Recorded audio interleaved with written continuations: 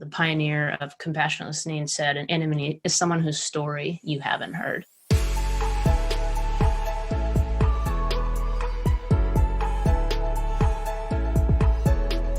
Hey everyone, welcome back to University. I'm Annmarie, your host. On today's show, I'm talking to Laurie Archbold, a compassionate listening facilitator, and my stepdaughter.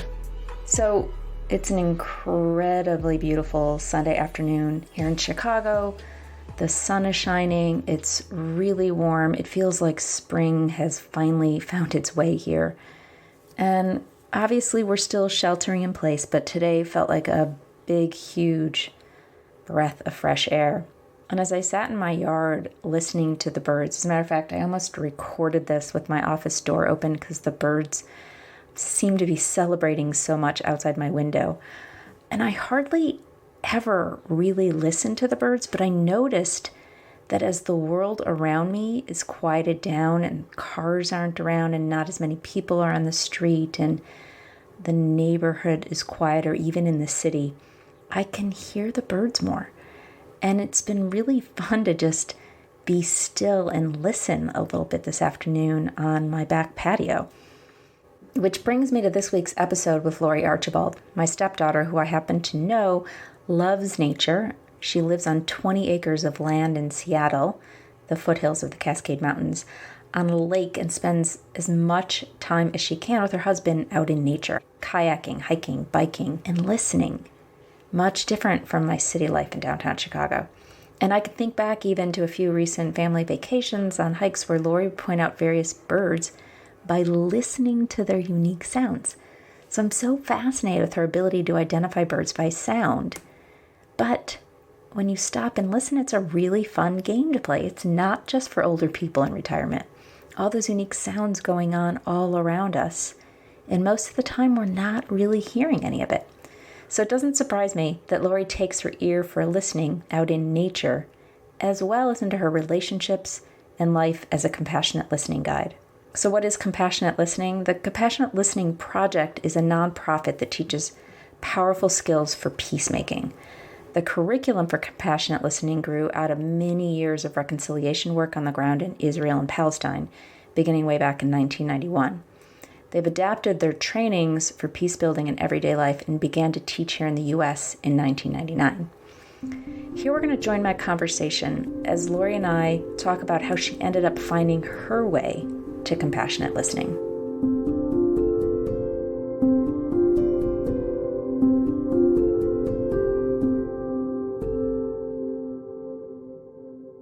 It's been a number of threads that came together in my life. I knew about the organization and the nonprofit long ago through a colleague for a different company that I worked for, and I kind of bookmarked it. I said, oh, they do trips to the Middle East. They work in Israel and Palestine, and I majored in Middle East studies and religious studies, and that was kind of something I was always interested in. And they were doing conflict resolution work, which I had always been drawn to. So I bookmarked it, and then I quit that corporate job and moved to Washington State to do more of the nature connection work that I've been involved with. And they're here. And so it was kind of like this coming together of these worlds. And the second I participated in a compassionate listening training, and I experienced that deep listening and the healing that can happen when two people, or more than that, groups of people even, really drop into that way of listening, I was like, this is amazing work. I want to be involved. And I became a facilitator and started leading the journeys and doing all kinds of stuff with them because it's just so powerful. In fact, my husband and I had, I think it was our 6th wedding anniversary. We went to the basic training together. And then the next week we had our 6th wedding anniversary, and we got in a huge fight on our wedding anniversary right before we were about to go out to dinner.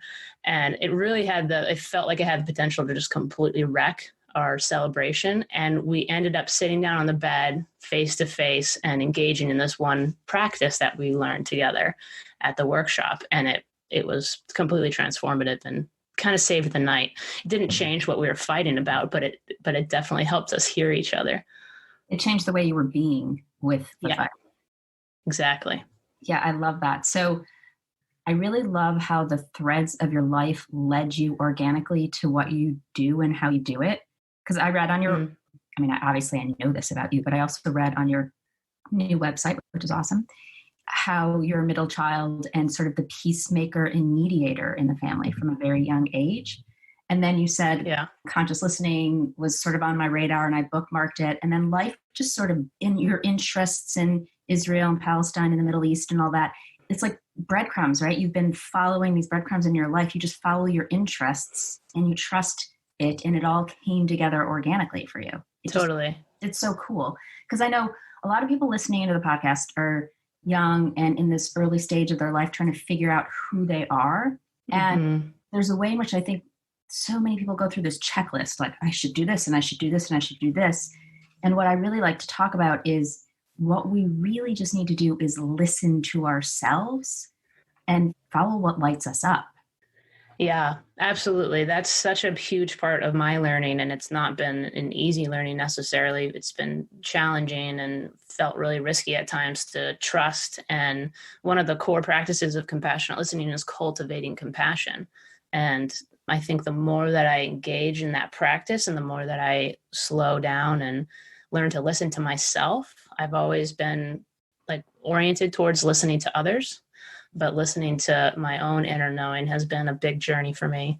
And doing things that my dad, sometimes we joke about, in college, he's like, are you sure you don't want to major in finance? Or, so why don't you do a joint degree with business and religious studies? It's kind of a joke we talk about sometimes. And it's like, well, no, I didn't do that. And here I am doing something totally relevant to what I was interested in and studied. So you were listening to yourself. And you didn't let dad or mom or outside voices get in the way even back then? Yeah, I mean, I definitely had moments of, I should have listened. I don't know what I'm doing. And I'm blessed to be in a partnership with my husband, he's a similar kind of Renaissance man who follows his own guidance and voice and really is interested in giving his unique gifts in the world. So we get to support each other in that way and not have to do something that we think others are expecting. So you didn't feel a lot of pressure at that time in your life from dad. Was it nagging you? Because that is so common, right? So many people follow what their parents think they should be doing. It's hard for me to even remember that time, honestly. There's definitely been moments of wondering and, oh gosh, what did I do? I still have those moments now looking towards the future, but it's okay. So tell us what compassionate listening actually is. Well, I want you to start with what is the opposite of compassionate listening? Oh, gosh. Well, I mean, I guess it would be just some version of I'm right, I have the answer, let me tell you, talk, being stuck in your own perspective and unwilling to step into another person's shoes and just the righteous indignation of I know and I've got the whole answer. Yeah. So one clue we can all, like bookmark for ourselves is if we're feeling righteous and we know, we're probably not in a practice of listening compassionately. Yeah, like good red flag. Okay, let's pause. Let's look at what's happening here. If you're interested in that, some people aren't, and that's okay. Compassionate listening, to answer your other question, what it is, it's a practice. And for many people, it's a spiritual practice. It's rooted deeply in what the faith traditions forever have known, that one of the greatest resources we have as human beings is the wisdom of our heart. So it's all about strengthening those pathways back to our heart as a way of inner knowing, as a way of guidance, as a way of grounding, particularly when you're in the heat of conflict. I think that we live in a culture now where we're so disconnected from our hearts that even talking about it sounds like woo-hooey and hairy-fairy and like it's too soft or something. Yeah. And I want to emphasize this for a moment because really so much strength comes from heart-centered listening. And there's so much wisdom that comes from our heart. And we live in our heads, like we're so in our heads all the time. And I really like to talk about and teach coherence between head and heart. So talk about that for a minute, because you also, we can't math heart math now.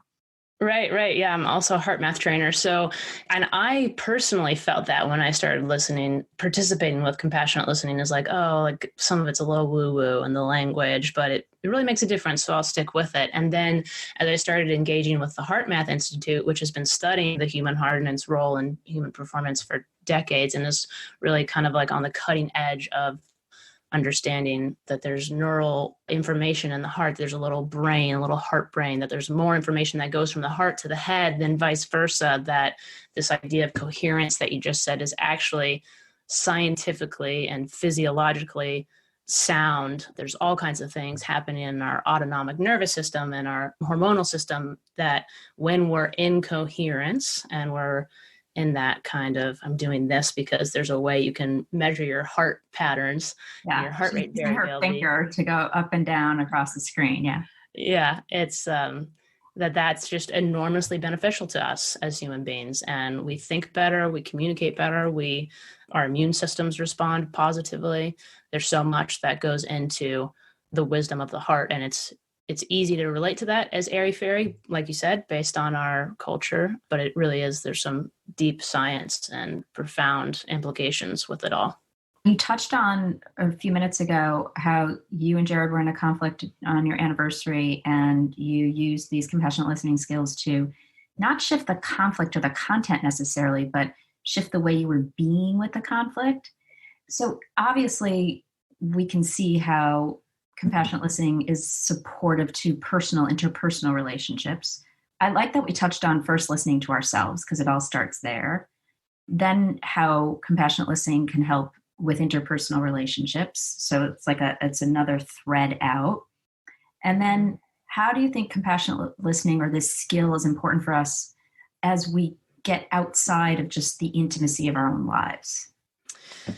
Yeah, it's a great question. It's, I think, relevant in so many ways. I mean, like you said, our lives, they exist in our relationships, right? They exist in who we're connected to and how we're in community and, what we're interested in accomplishing. And all of that involves a whole different ecology of relationships.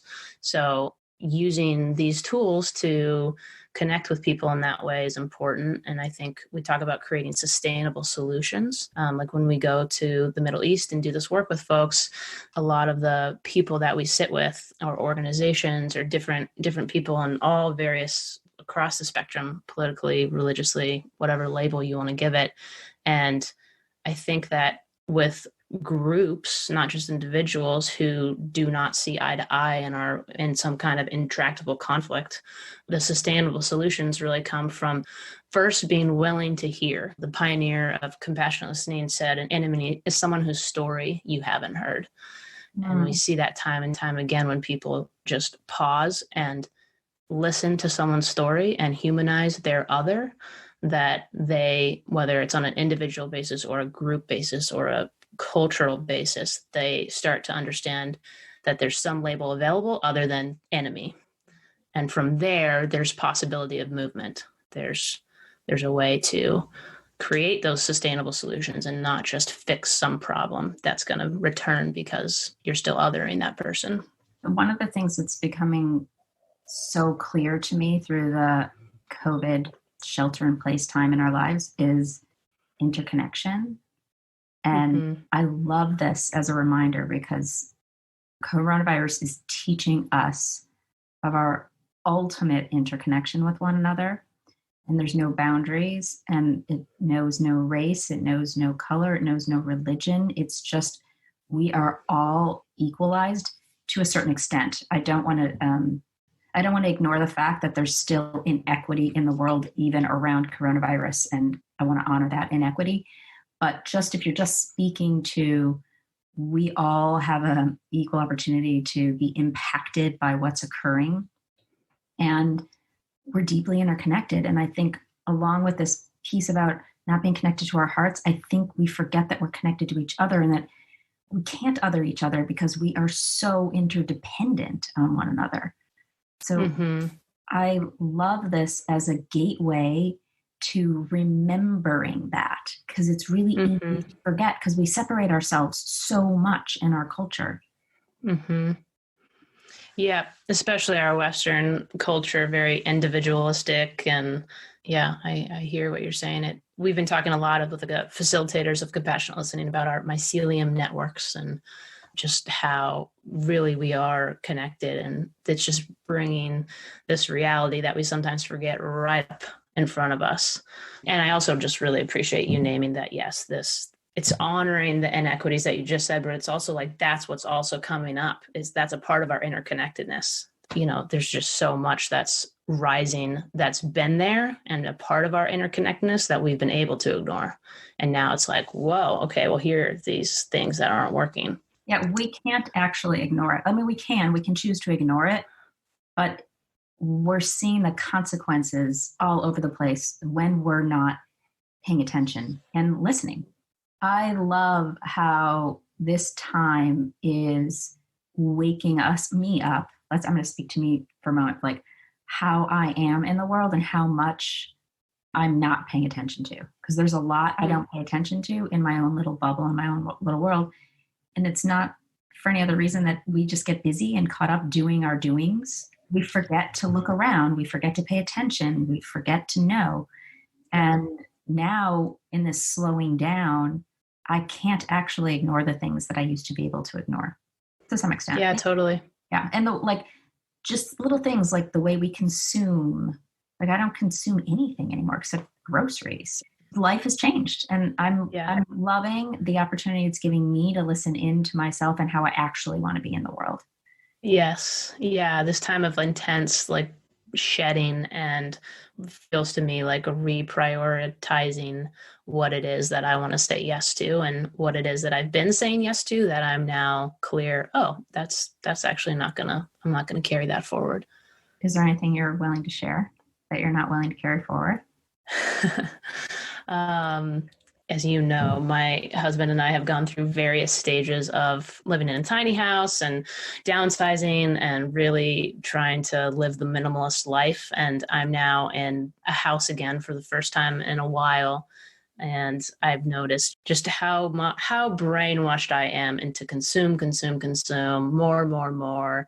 New shirt's going to make me feel better or something. It's just, and I can recognize it now in a way that with the slowing down that we've been talking about, that it's like, oh, okay, I'm still in that trap. How am I going to continue to move away from it? And I think about, after September 11th and George W. saying okay, let's get back to shopping. And, and our economy has been so wrecked by this that there's also something to be said about that. But it's just personally, I'm okay, going to the garden, I'm not going to look at my Instagram ads. Yeah, I think that's great. One of the things I'm noticing is, we have 7 people living here, as you know, and cooking is an issue because there's a lot of people and it's time consuming and I can get really lazy about it, but I haven't been able to be lazy about it. I have to be really intentional. And we haven't been to the grocery store in 10 days. I made a really intentional list with meal planning, all that stuff. And this is going to sound super silly, but it really feels empowering. I took care of it. Because normally it's 4:00 on a Tuesday. I'm shit, what are we going to have for dinner? I got to figure this out. We'll just Instacart something, because life has become so convenient and easy that we're sort of gluttonous and gross in a way. It's just too easy. So I don't have to plan ahead. And now the deal is we have to plan ahead. I mean, I guess we don't have to. People can still go to the grocery store every day. We're 2 blocks from a Whole Foods, but we're just more intentional about it. And it's brought some peace into the way we're living together. And it's just sort of a side note, but I want to get back. Yeah, it's cool. It's just changed me. So I wonder, I've been talking a lot to myself about what are the benefits of what's going on right now in my life, and how am I going to actually take them forward, or will I actually take them forward after this starts to settle, the dust starts to settle. I hope we all take pause and take forward what we're learning now into the future.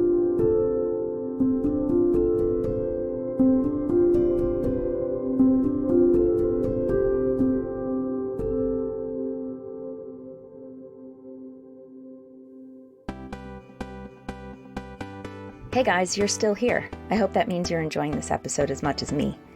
And I want you to know I really appreciate you. And today I have a gift for you. You see, right before coronavirus hit, I launched my new brand, and I was really excited to launch my new online membership community for young people, where we gather weekly online for 30 minutes to practice meditation, connect with one another, share, and get some live coaching from me to help navigate everyday life stresses. With all that's currently going on in the world, we're all so much more stressed and likely way more disconnected these days. So I've created a space to connect intimately and authentically so we can support one another as we navigate these crazy times. Originally I was offering these memberships at a low monthly rate so it could be accessible to everyone. But in the spirit of all that's occurring in the world right now, I feel inclined to offer this for free to any young adult in or just out of college. So if you or someone you know could use a place to be seen, supported, heard, and held in community of like-minded folks, I hope you'll take advantage of this invitation. Like I said, it's a monthly membership. You'll have 4 opportunities to connect per month, and you can drop in whenever you like. No obligation. To register now, head over to AnnmarieChiresso.me or text MEDITATE to 474747, and I'll be on the lookout for you.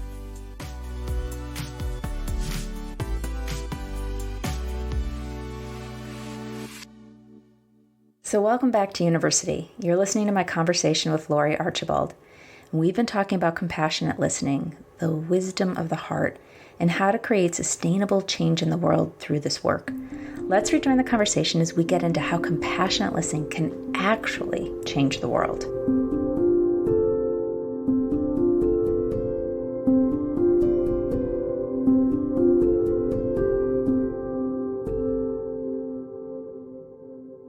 You said you've done some work in Israel and Palestine, and I want to know politically and socially how you think compassionate listening contributes to changing the world. Just a small question. I personally, when you asked me earlier about how I got to be at Compassionate Listening and the threads that I've been following in all of my roles and all of my jobs and all of the organizations that I've worked for, there has been a value on people's uniqueness, people's wholeness, people are human beings. People are doing the best they can in many ways, and we could have a bajillion different conversations about what I mean by that. But there's this honoring of people that has also been kind of this thread of like really deeply listening to people and what does that make available.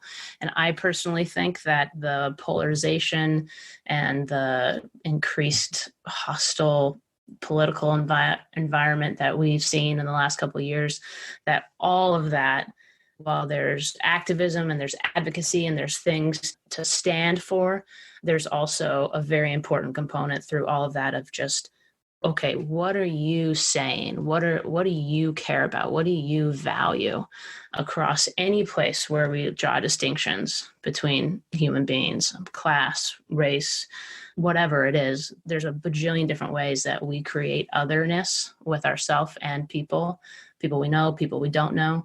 And I think compassionate listening is a really important factor, a really important part of the answer to decreasing that divide.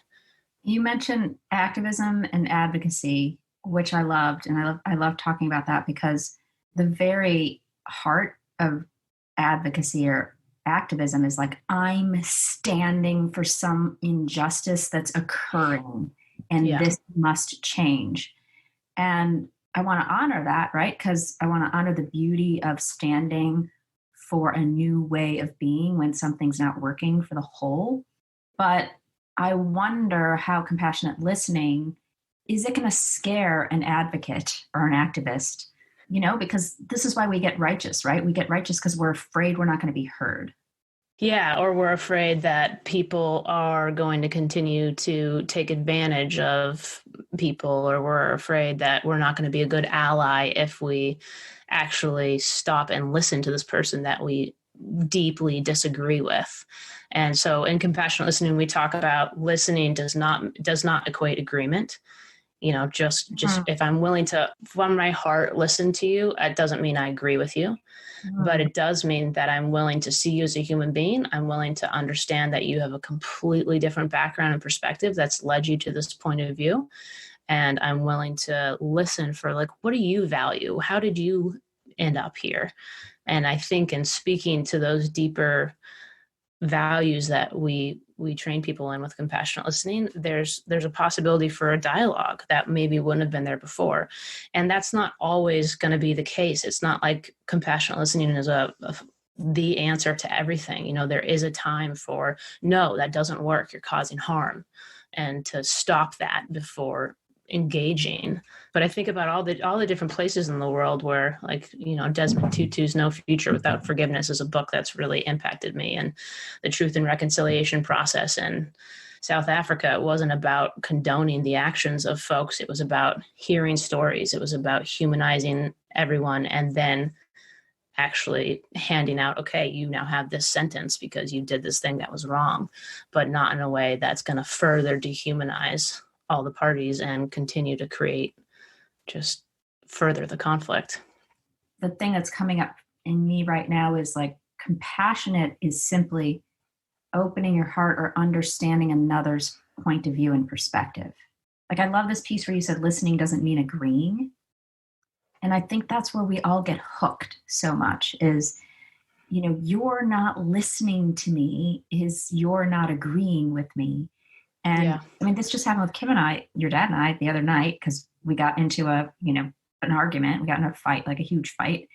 And I'm yelling and he's yelling, and we weren't listening to each other because we weren't available to be listening. I was committed to proving my point. He was committed to defending his position, and we couldn't hear each other. And we're in this practice of conscious listening. We're in all sorts of practices. We practice all the time, and we still get hooked. And one of the things he said to me is you think I'm not listening because I'm not agreeing with you. And I'm like, no, you're not listening because you're not listening.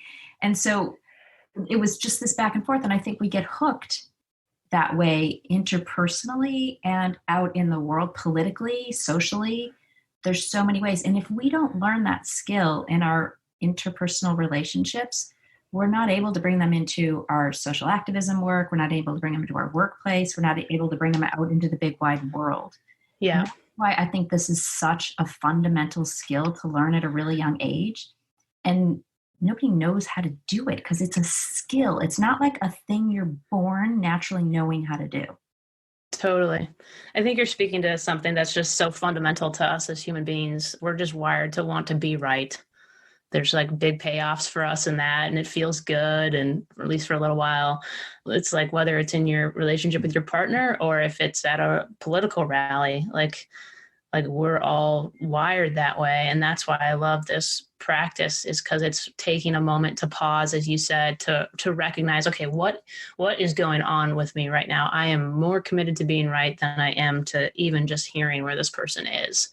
And if you can just be aware of and recognize, obviously, is the first step. And then there's something else that becomes available in that pause.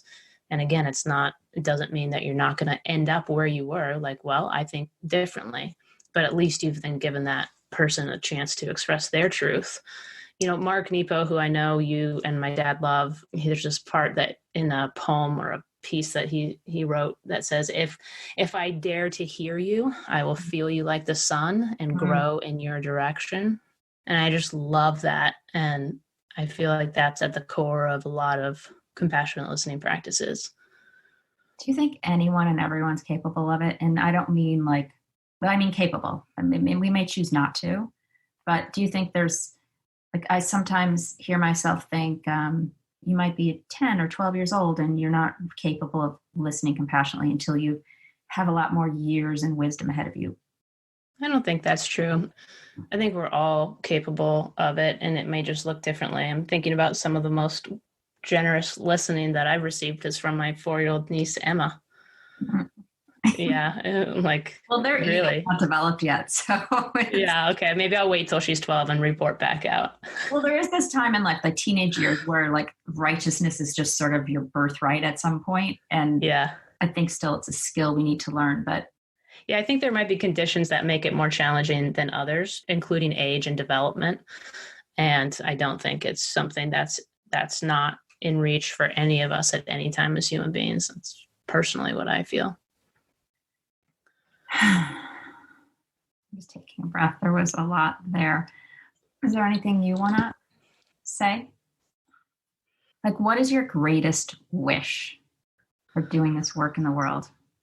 I'm actually morphine right now. I would have used to say something like peace in the Middle East or something like that, which it's not that I don't still hope for that, but I think it's more of an individual relationship now that I hold a lot of hope with, that every single person, and it's not just about compassionate listening, it's one of the avenues I found that makes a big difference, but it's more about that inner guidance that you were talking about. Like, the more people that we can support, and myself included, this is an ongoing journey for me, and being connected to what are my gifts? What am I here for? What do I want to contribute to the world? What's authentic to me?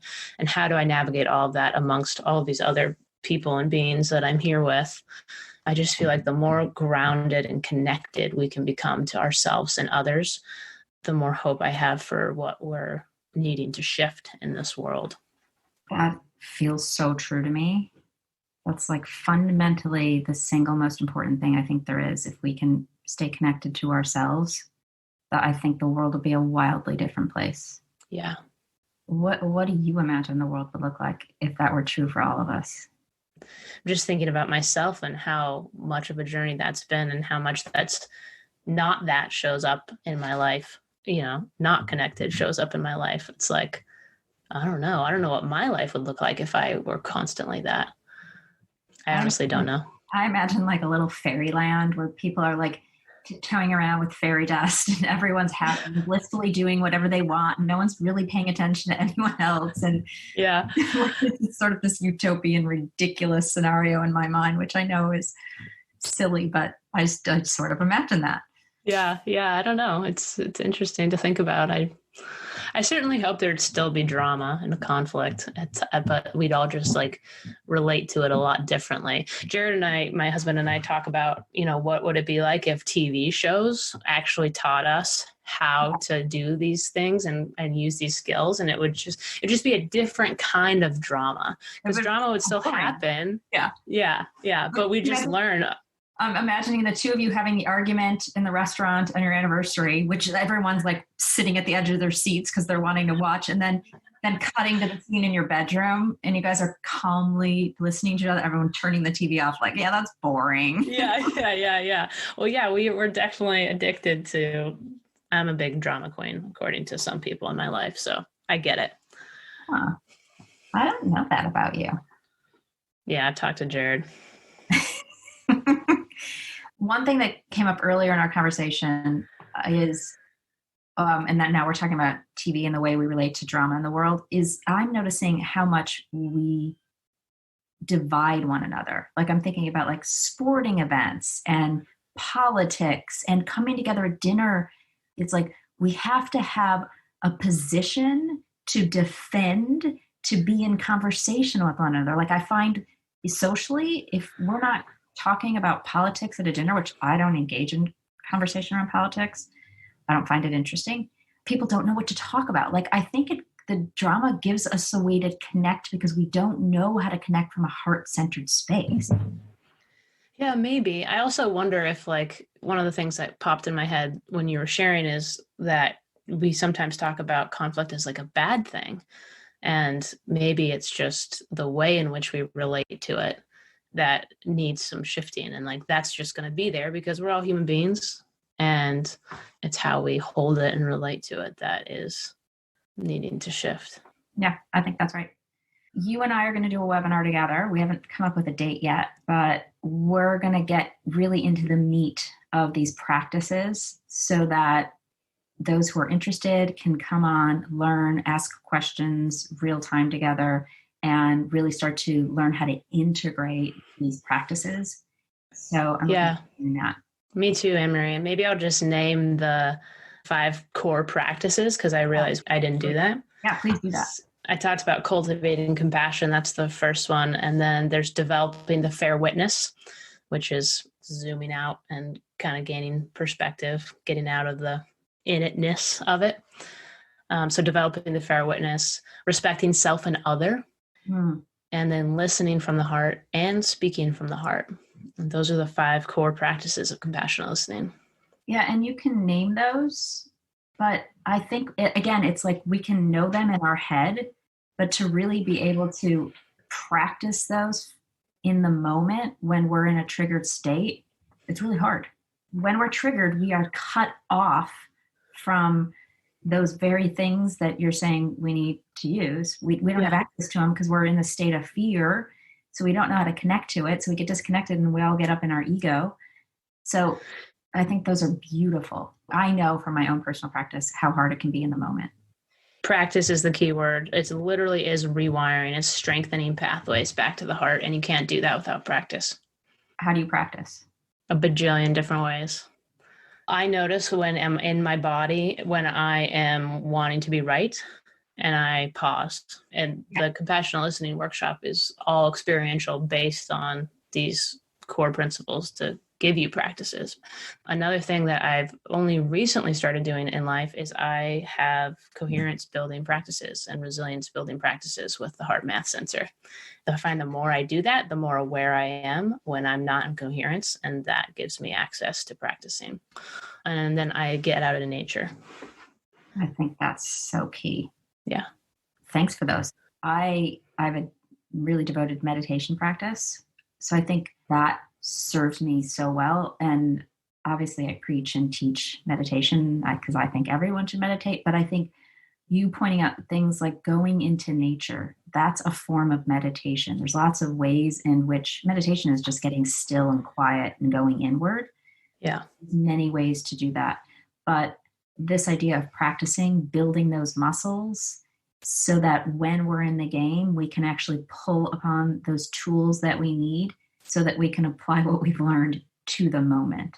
So it's not theoretical. It's actually very practical. And, have patience with yourself as you're learning these new skills because they don't come easily to us because we're so human. So I think that's an important thing to point out. Yeah. Compassion for yourself is key. Thanks, Laurie. Love you. Thanks. Love you too. All right. Talk to you later.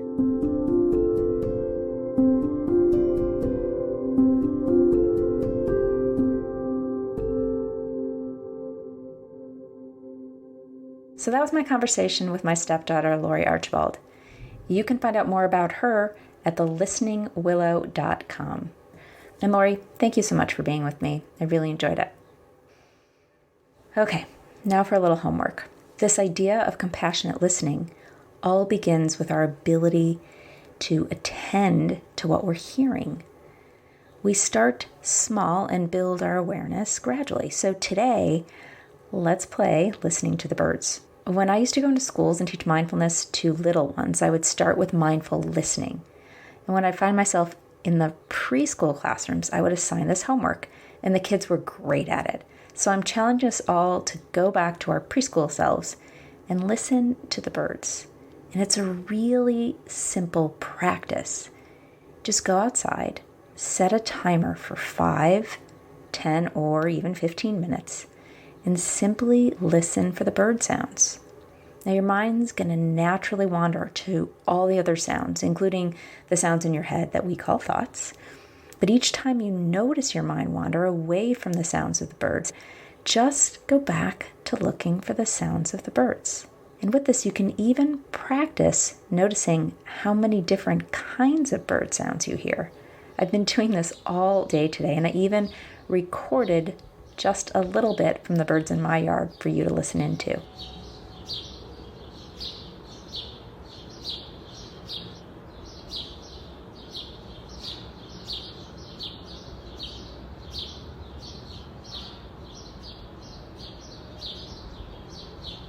So those were the sounds from my yard. See what you find in your yard. I hope you enjoy. And don't forget to tune in for our webinar, a compassionate listening webinar with Laurie, Julie Lithcott-Haynes, an inspiring panel of young adult activists, advocates, leaders, and social entrepreneurs, where we're going to be talking about what does it mean to listen compassionately to change the world.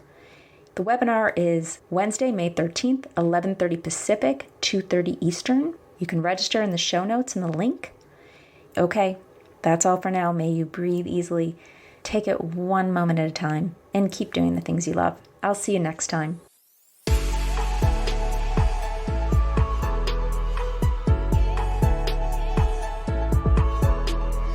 The university's executive producer is Tyler Green of thestoryproducer.com. This podcast is also produced and edited by Katie Clarkson. The university team also includes Marcia Craig, Ashwath Narayanan from Culture Media, Adam Harris, and Kim Redding. The university is a production of Bring It Home, founded by Annmarie Chereso.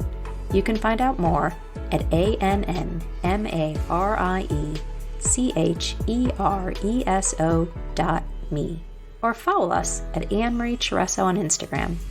And finally, don't forget to subscribe to this show on your favorite podcast app and write us a review. It really does help us have more of an impact in the world. Thanks so much for listening in, and I look forward to seeing you next time.